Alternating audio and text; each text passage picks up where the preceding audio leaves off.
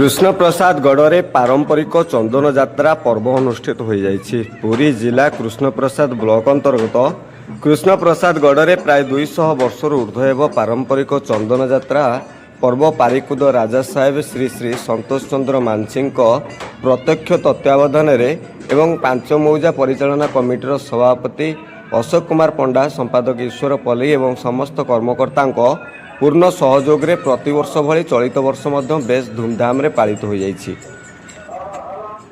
दधिभवन देवों सेवक प्रसन्न कुमार पंडा, राजपुरोहित कमलकांत देवता, पंडित नीलकंठ त्रिपाठी द्वारा यथा विधि पूजा अनुष्ठित करा जिबा परे ठाकुरंकर चाप खेलनीति अनुष्ठित होइथिला।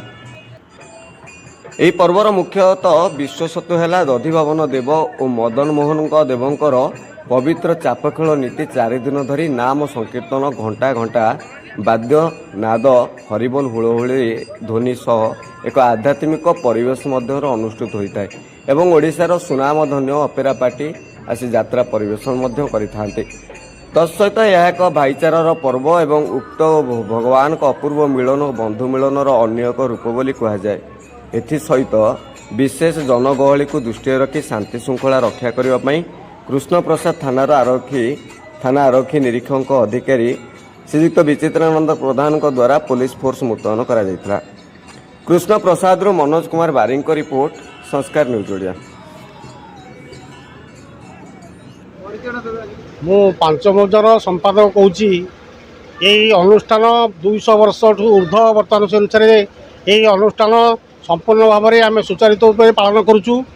तेणुक ये कहवा कथा बर्तमान आम मदन मोहन आउ कृष्ण बलराम को लेकिन बर्तमान की अनुष्ठान यात्रा को आम आग को नौचु। सदाबले ये अनुष्ठान आम सदा सदृढ़ करने आम मनोवृत्ति अच्छी कि सदा रखू। मु अशोक कुमार पंडा, पांच मौजा परिचालना कमिटीर सभापति।